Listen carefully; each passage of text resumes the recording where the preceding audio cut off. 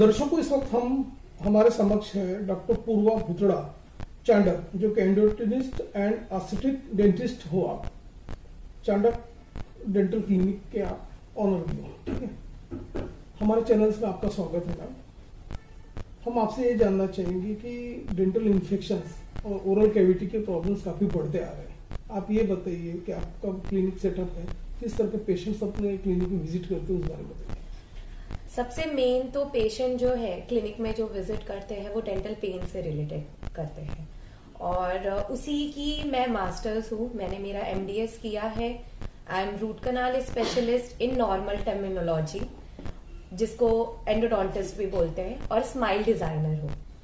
Basically जो patient face करते हैं, एक तो अपने कॉन्फिडेंस से रिलेटेड जो उनकी स्माइल खराब होती है उसके लिए, एंड डेंटल इन्फेक्शन जिसके वजह से उनको पेन होता है, जिसकी वजह से वो परेशान रहते हैं, उसकी वजह से वो विजिट करते हैं डेंटल क्लिनिक में। और उसको पेन को रिलीव करने के लिए सबसे मैं ऐसा बोलती हूँ कि मैं उसी की स्पेशलिस्ट हूँ, तो मुझे बहुत अच्छे से वो चीजें ट्रीट करना आता है। वो चीज को मैं अच्छे से मतलब टैकल करती हूँ। सबसे बेसिकली अगर ब्रशिंग प्रॉपर नहीं हो तो उसका इफेक्ट एक कैविटी बिल्डअप होती है, जो कि सबसे पहले बच्चों में बहुत इंपॉर्टेंट रहता है कि कैविटीज ना हो, क्योंकि बच्चे जनरली ब्रश नहीं करते हैं प्रॉपर तरीके से, तो उनके ऊपर कैविटी बिल्डअप होती है। फिर उसके बाद अडल्ट में ब्रशिंग का ये इफेक्ट होता है कि वो बहुत जोर जोर से ब्रश करते हैं तो सामने के दांत पूरे घिस जाते हैं, क्योंकि ब्रशिंग टेक्निक उनकी प्रॉपर नहीं रहती, तो सामने के दांत घिस जाते हैं। तो आपने बहुत लोगों में सुना होगा कि हमको झंझनाहट की प्रॉब्लम होती है, सामने से हमारे दांत झिझ गए हैं। ये सब टर्मिनोलॉजी जो लोग यूज करते हैं, ये सब इफेक्ट होते हैं जब ब्रशिंग प्रॉपरली नहीं होती। सेंसिटिविटी की प्रॉब्लम बढ़ती है जब इनेमल सरफेस घिसता है, सब सेंसिटिविटी की प्रॉब्लम बढ़ती है, और ब्रशिंग प्रॉपर नहीं होती है तो उससे 2-3 उसके डिजीजेस होते हैं। उसमें एक एफ्रैक्शन होते हैं, अट्रीजन होता है, दांत का ऐसे छोटा होना जिसको हम अट्रीजन बोलते हैं, वो प्रॉपरली नहीं, अगर ब्रशिंग प्रॉपरली नहीं करे तो एफ्रैक्शन होते हैं, जो अपन बोलते हैं ना दांत घिस गए हैं, और उसकी वजह से रिसेशन होता है, अपने जो गम्स है मसूड़े वो नीचे चले जाते हैं अगर आपकी ब्रशिंग टेक्निक प्रॉपर ना हो तो। और ब्रशिंग टेक्निक से भी इंपॉर्टेंट है आप फ्लॉसिंग कैसे कर रहे हो। कभी अपना खाना फंस जाता है तो अपन नॉर्मली जनरल पीपल को देखते हैं कि टूथपिक यूज कर रहे हैं, जो कि रॉन्ग है। अगर आप कंटिन्यूस टूथपिक यूज करोगे, वहां पे आप पोक करते जाओगे, तो आपका जो गम्स है वो दांत से नीचे जाते जाएगा, नीचे लेवल पे जाते जाएगा। तो ये सब चीजें हैं, इसलिए आपको डेंटल क्लिनिक विजिट करना बहुत जरूरी रहता है। हर 6 मंथ्स में आप डेंटल क्लिनिक में आइए, अपने डेंटिस्ट को बताइए कि आपका कैसा है, क्या माउथ में आपका क्या प्रॉब्लम है, तो वो हर 6 महीने में अगर आपको देखेंगे तो आपके माउथ में कभी प्रॉब्लम आएगी। RCT बेसिकली जब अपने इन्फेक्शन जो किड है, अपनी किड दांत के 3 लेवल होते हैं। सबसे पहले इनेमल होता है, जो पहली लेयर होती है जो अपन को दिखती है, उसके अंदर एक डेंटिन की परत होती है जो सेंसिटिव होती है, और उसके अंदर नर्व रहती है जिसको हम पल्प टिश्यू बोलते हैं। अगर किड जो आपकी है इनेमल को क्रॉस करती है, डेंटिन को क्रॉस करती है और लेवल 3 में आ गई है अगर पल्प में, तो हमें RCT करना पड़ता है। ये एक मैं नॉर्मल सामान्य लैंग्वेज में आपको बता रही हूँ कि इस तरीके से रूट कनाल तक के सिचुएशन चली जाती है। अगर अपन पहले ही अपनी किड लगी है, अपन को थोड़ी बहुत झंझनाहट हो रही है, अगर उसको हम इग्नोर नहीं करेंगे तो नौबत RCT तक के नहीं जाएगी। और डेंटल पेन मैं ये बता सकती हूँ आपको कि सबसे जो सीवियर पेन होता है वो हार्ट का पेन होता है, लेकिन उसके बाद जो नंबर 2 में हम बोलते हैं वो डेंटल पेन ही होता है, जो रात को भी आपको सोने नहीं देता है। डायबिटीज का सबसे पहले हम जो दांतों में देखते हैं वो गम्स में स्वेलिंग, गम्स में इन्फेक्शन।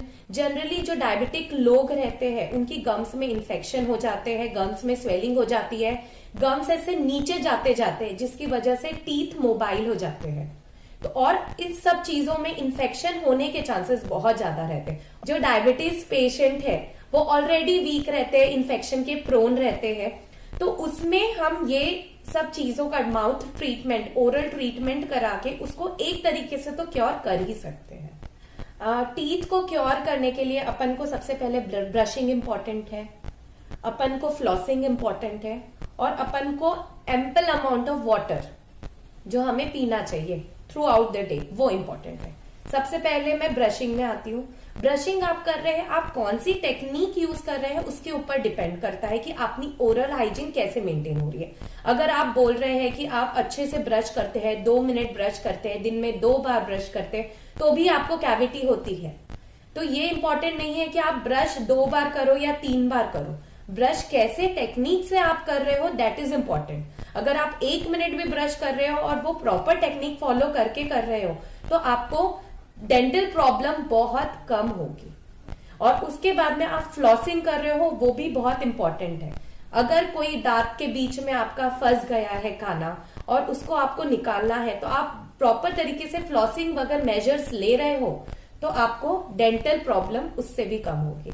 और एम्पल अमाउंट ऑफ वाटर आपको लेना जरूरी है, क्योंकि अपन खाने में इतना कंट्रोल नहीं कर सकते। अभी की जो लाइफस्टाइल है, बाहर का जंक फूड खाना, अपन को स्नैकिंग करना, बहुत सारी चीजें मतलब इसके लिए रिस्पॉन्सिबल होती है कैविटीज के लिए। तो ये तो अपन कर रहे हैं, लेकिन अगर अपन एम्पल अमाउंट ऑफ वाटर ले रहे हैं और हर एक मील के बाद गार्गल कर रहे हैं, तो अपनी जो फ्रीक्वेंसी है कैविटीज होने की वो कम हो जाए। जैसे पायरिया का आपने बोला, तो पायरिया का अभी मैंने बताया कि डायबिटीज पेशेंट में सबसे ज्यादा होता है पायरिया। और पायरिया का एक और रीजन है, अगर आप अपनी हाइजीन मेंटेन नहीं कर रहे हो, अपना कैलकुलस है जिसको अपन अपने टाटर बोलते हैं, जो दांत में येलो येलो आपको दिखेगा कि आपका जमते जा रहा है, तो आप पहले जाके अपने डेंटिस्ट के पास में वो क्लीन करवाइए, क्योंकि उसकी वजह से पायरिया होता है। पायरिया नथिंग बट आपका रिसेशन, मतलब आपका जो गम्स है वो आपका नीचे जाना, दांत ढीला होना, ये सब पायरिया के लक्षण है। तो अगर आपको ये सब लग रहा है, आपका ब्लीड हो रहा है और वहां से ब्लड निकल रहा है आपके गम से, मसूड़ों से, तो आप पहले जाके एक बार अपने डॉक्टर को, अपने डेंटिस्ट को बता के आइए। और सेकेंड क्वेश्चन आपने जैसे पूछा कि टेढ़े मेढ़े दांत को कैसे ठीक करते हैं, तो इसके लिए बहुत सारी फैसिलिटीज अभी आ गई है। आप अभी ऑर्थोडोंटिक ब्रेसेस के बारे में आप जानते होंगे। ब्रेसेस से एडवांस वर्जन अभी अपने पास में आ गया अलाइनर्स, जो लगाओ तो दिखता भी नहीं है कि अपन ने उसको लगाया है। एकदम ट्रांसपेरेंट शीट आती है, उसको आप लगा सकते हैं। जैसे कि ये दिस इज अलाइनर्स, इसको आप लगा के बिना मतलब कोई हसल के आप इसको अपने टेढ़े मेढ़े दांत ठीक कर सकते हैं। और उसके अलावा एक और 2-3 चीजें हैं, जैसे कि स्माइल डिजाइनिंग में अपना आता है वीनियर्स, लैमिनेट्स, लुमिनर्स। ये सब चीजों से भी आप विद इन 15 डेज, मैक्सिमम बोला मैंने 15 डेज, आप अपनी स्माइल को एनहेंस कर सकते हो, आप अपनी ब्यूटी को एनहेंस कर सकते हो। और उसके अलावा अगर आपको करना है तो अभी टूथ ज्वेलरी, ये ब्लीचिंग, ये सब प्रोसीजर भी इतने एडवांस में हो गई है कि 15-20 मिनट्स में आप ब्लीचिंग करा सकते हैं, जिसको टीथ वाइटनिंग अपन बोलते हैं। तो उससे भी आपकी स्माइल एनहेंस होगी। और अभी क्रिसमस और न्यू ईयर आ रहा है, तो अभी तो स्पार्कलिंग स्माइल का बहुत लोग ऐसा बोलते हैं, हर जगह स्टार्स वगैरह दिखते हैं, तो you can put tooth jewellery in your teeth also as a star. जैसे यहाँ पे खुद मैं मास्टर्स हूँ, स्माइल डिजाइनिंग स्पेशलिस्ट हूँ मैं, तो मैं खुद स्माइल डिजाइनिंग के लिए करती हूँ। मैं वीनियर्स परफॉर्म करती हूँ, मैं ब्लीचिंग, टीथ वाइटनिंग जो बोलते हैं वो परफॉर्म करती हूँ। फिर हमारे यहाँ पे ऑर्थोडोंटिस्ट आते हैं, वो परफॉर्म करते हैं अपना ऑर्थोडोंटिक ब्रेसेस का जो ट्रीटमेंट होता है, अलाइनर्स का। मैं खुद MDS हूँ, तो मैं प्रेफर करती हूँ कि मेरे यहाँ पे पेशेंट जो भी है उनको सारे बेस्ट ट्रीटमेंट मिले और हर चीज स्पेशलिस्ट जो अवेलेबल है, क्योंकि यहाँ डेंटिस्ट्री में 9 ब्रांच होती है और 9 ब्रांच के जो स्पेशलिस्ट है वही उनको ट्रीट